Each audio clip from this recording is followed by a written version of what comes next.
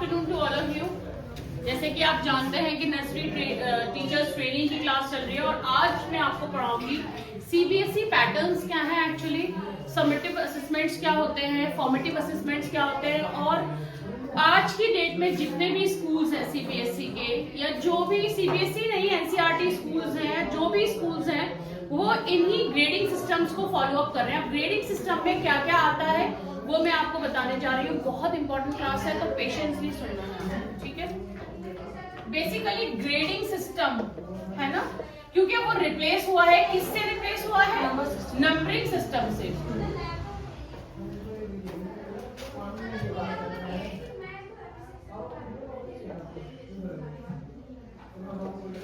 अब देखिए इसमें कोई भी स्कूल में जब आप पढ़ाते हो, ठीक है, बीइंग अ टीचर, तो आपके स्कूल में दो तरह की चीजें आप सुनते होंगे। एक चीज होती है समेटिव असेसमेंट्स और दूसरा असेसमेंट होता है फॉर्मेटिव असेसमेंट्स। तो क्या कोई मुझे बता सकता है कि what is the difference between summative assessment and formative assessment? क्योंकि अगर किसी स्कूल में या आपके स्कूल में ये नहीं चल रहा है तो आपका एक्सपीरियंस अच्छा नहीं चल रहा है। कोई भी स्कूल होगा छोटे से छोटा, वो ग्रेडिंग सिस्टम पे अगर स्कूल चला रहा है तो ये दो चीजें जरूर चलाएगा। समेटिव असेसमेंट का मतलब होता है कि आपका सब्जेक्टिव असेसमेंट। सब्जेक्टिव यानी जो भी पेपर आप ले रहे हो वो सब्जेक्टिव है। जैसे मान लीजिए इंग्लिश का पेपर आपने बनाया या मैथ्स का पेपर आपने बनाया है, जो भी चीज का पेपर आप ले रहे हो, ईवीएस ले रहे हो, जीके ले रहे हो, म्यूजिक ले रहे हो, व्हाटएवर इट इज, अगर वो सब्जेक्टिव है तो वो खाली सब्जेक्टिव ही होगा। समेटिव असेसमेंट्स ये होता है, उसमें कुछ भी फॉर्मेटिव नहीं होगा और वो आपका 50 मार्क्स का होता है। इट डिपेंड्स कि 60 to 40 का रेशियो होता है अकॉर्डिंग टू सीबीएसई, बट कुछ स्कूल्स में 50% मतलब 50 भी कर देते हैं, बट होता 60 और 40 है। यानी पहला जो आपका एग्जाम होगा वो 60 मार्क्स का होगा, देन जो एग्जाम होगा वो 40 होगा according to CBSE. I am talking about CBSE. But कुछ स्कूल्स ये करते हैं कि 50% यहाँ दे देते हैं, देन 50% ऐसे 2 में दे देते हैं सिलेबस। तो वो पूरी बुक को 2 हिस्सों में डिवाइड कर देते हैं। 50% जैसे मान लीजिए आपके 10 सब्जेक्ट्स हैं, मतलब मान लीजिए 10 सब्जेक्ट्स हैं और हर सब्जेक्ट में 10 लेसन्स हैं या 10 आपके जो है वो आप कह सकते हैं कि चैप्टर्स हैं। तो 10 चैप्टर्स को अगर हम 50% में डिवाइड करेंगे तो कितना आएगा सिलेबस? 5 लेसन आपके ऐसे 1 में आ जाएंगे, फिर लिविंग जो 5 होंगे वो ऐसे 2 में आ जाएंगे। तो ये हो जाती है समेटिव असेसमेंट की बात, जिसको आप पहले कहते थे हाफ ईयरली एग्जाम और फाइनल एग्जाम्स, जिसको आप बोलते थे हाफ ईयरली एग्जाम्स और फाइनल एग्जाम्स, लेकिन अब वो किसी स्कूल में नहीं होता है। अब ऐसे 1 और ऐसे 2 ही होता है। उसके बाद इनके अंडर में 2 चीजें आती हैं। जब आप ऐसे 1 का एग्जाम ले रहे होते हो उससे पहले आपको 2 असेसमेंट हेड कराने होते हैं, that is formative 1 and formative 2। अब फॉर्मेटिव के बारे में कोई बता सकता है क्या होता है? कौन सा क्लास टेस्ट होता है? फॉर्मेटिव का क्या मतलब होता है? फॉर्म करी हुई चीजें। फॉर्मेटिव यानी कि आप फॉर्म कर रहे हो, आप इंडिविजुअल पर्सनालिटी पे काम कर रहे हो। लाइक उनके बिहेवियर के मार्क्स आप फॉर्मेटिव असेसमेंट्स में देते हो, उनके अटेंडेंस के मार्क्स उनके उसमें देते हो, उनके प्रेजेंटेशंस रखते हो, एमसीक्यूज रखते हो, जो कि आपके सब्जेक्टिव नहीं होते। जो फॉर्म करे हुए होते हैं वो जो इस तरह का सिलेबस होता है जिससे बच्चे की पर्सनालिटी पे इम्प्रूवमेंट हो। लाइक बच्चे का बिहेवियर, उससे सब्जेक्ट का तो कोई लेन देन नहीं है ना, नोटबुक्स नहीं आएंगे उसमें। फॉर्मेटिव चीज में सिर्फ इंडिविजुअल ग्रोथ आएगी, पर्सनालिटी आएगी, ऐसी चीजें कराएंगे आप जैसे डिबेट, उसमें सब्जेक्टिव कुछ नहीं है लेकिन पर्सनालिटी बहुत इंप्रूव हो रही है बच्चे की, इंडिविजुअल ग्रोथ पे काम हो रहा है। तो फॉर्मेटिव असेसमेंट यही करता है। फॉर्मेटिव असेसमेंट में आपके जैसे attendance, behaviour, homework, class work, आपने उनको कुछ असाइनमेंट दे दिया, आपने उनको कुछ प्रेजेंटेशन दे दिया, आपने उनसे कोई गेम करा लिया, आपने उनसे कोई एक्टिविटी करा ली। Basically it is totally based on Montessori method. तो इसमें सारी चीजें फॉर्म करी हुई आती है, टीचर की बनाई हुई आती है। हम इसमें ये रख सकते, 2 नंबर में हमने अटेंडेंस रख लिया, 2 नंबर में हमने बिहेवियर रख लिया, 2 नंबर में हमने उनका इस तरीके से प्रेजेंटेशन रख लिया। तो ये सारी चीजें किस में आएंगी? फॉर्मेटिव में। और वो आपका कोई सब्जेक्ट से रिलेटेड नहीं होगा, हो भी सकता है नहीं भी होगा, लेकिन सब्जेक्टिव नहीं होगा। जैसे आप पर्टिकुलर क्वेश्चन आंसर बनाते हो, फिर फिलअप्स बनाते हो, फिर क्वेश्चन सेट करते हो, वो चीजें फॉर्मेटिव असेसमेंट्स में नहीं होती। आई am talking about CBSE schools, core CBSE schools. तो उसमें इस तरह से सिलेबस को डिवाइड किया जाता है, ठीक है। तो ये इट डिपेंड्स, कहीं कहीं ये होता है 10 मार्क्स का, वैसे 10 मार्क्स का ही होता है। 10 मार्क्स का FA1 होता है, 10 मार्क्स का FA2 होता है, 20 मार्क्स का ये होता है। देन उसमें 30 मार्क्स का आपका पेपर, तो टोटल मिलाकर कितना हो जाता है? 50। लेकिन जहां आप 60, मोस्टली अच्छे स्कूल सीबीएसई के 60 का पेपर रखते हैं, तो 20 मार्क्स उनके यहाँ कवर अप हो जाते हैं, 40 मार्क्स का वो फाइनल टर्म्स का पेपर बनाते हैं, ठीक है। तो लीविंग कितना रह जाता है? 40। फिर उसमें क्या रहता है? FA3 में 10 मार्क्स हो गए, FA4 में 10 मार्क्स हो गए, फिर उन्होंने 20 मार्क्स का SA2 बना दिया, ठीक है।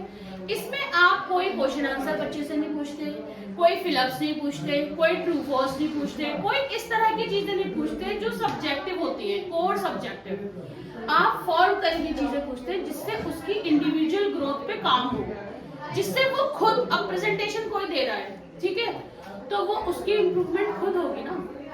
अगर वो बच्चा डिबेट में पार्टिसिपेट कर रहा है तो वो इंडिविजुअल पर्सनालिटी पे काम कर रहा है ना, सब्जेक्टिव थोड़ी पढ़ रहा है, ठीक है।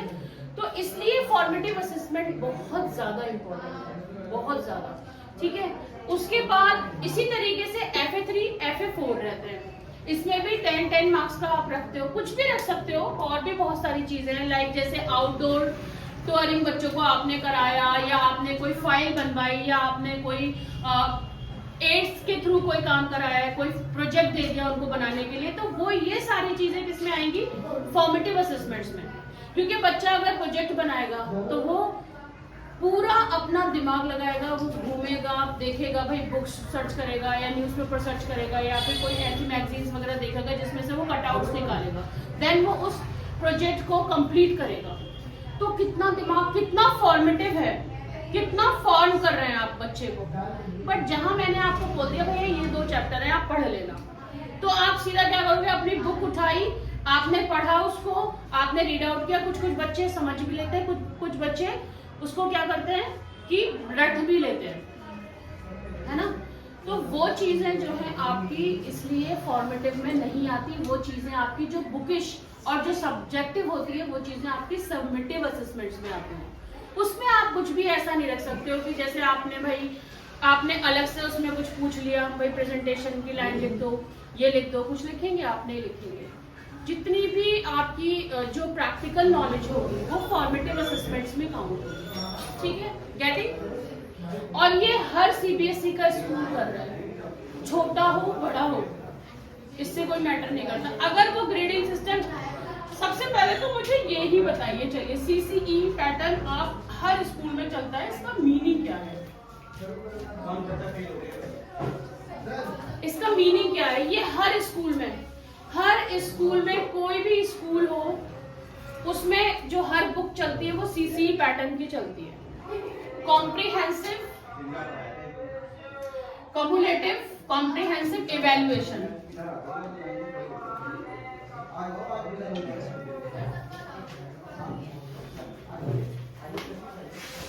मे भी आगे जो स्कूल से आप अपने प्रिंसिपल से पूछोगे ना, उनको भी ये फुल फॉर्म पता नहीं होगी CCE पैटर्न का। CCE पैटर्न क्या होता है? अगर कोई ग्रेडिंग सिस्टम चला रहा है या NCERT की बुक्स भी चला रहा है तो उसमें CCE पैटर्न की किताबें होती हैं, देखिएगा ऊपर लिखा हुआ होता है हर बुक पे। तो उसको हम क्या बोलते हैं? Communicative comprehensive evaluation. कम्युनिकेटिव का मतलब क्या होता है? किसी को पता है? कॉम्प्रिहेंसिव का मतलब ब्रॉड, इवैल्यूएशन का मतलब you have to evaluate something, and communicative कोई चीज आप सोच रहे हो उसको ब्रॉड वे में सोचना और उसको इवैल्यूएट करना, यानी you have to create something new with come new ideas, new innovations, and after that you have to evaluate it. अब देखिए चीजें हमारे पास बहुत होती है लेकिन क्या हम उनको evaluate करते हैं? नहीं करते, इसलिए हम पीछे रह जाते हैं। जिस दिन हम उनको एवेल्युएट करना शुरू कर देते हैं, यानी कि उस पर काम करना शुरू कर देते हैं, वो चीजें हमारी सक्सेसफुल होने लगती हैं। तो CC pattern, CBSE NCE pattern ये कहता है कि आपको अपना बहुत ब्रॉड विजन रखना है अपने स्टूडेंट्स के लिए। कॉम्प्लिकेटिव कॉम्प्रिहेंसिव इवैल्यूएशन का मतलब वही है कि यानी जो भी आपकी सोच है उसको ब्रॉड रखिए और उसको इवैल्यूएट करिए। जो भी बच्चों को आप पढ़ा रहे हो, डील कर रहे हो, उनको समझा रहे हो, तो उनको ब्रॉडर वे में समझाओ और उस चीज को इवैल्यूएट भी करवाओ।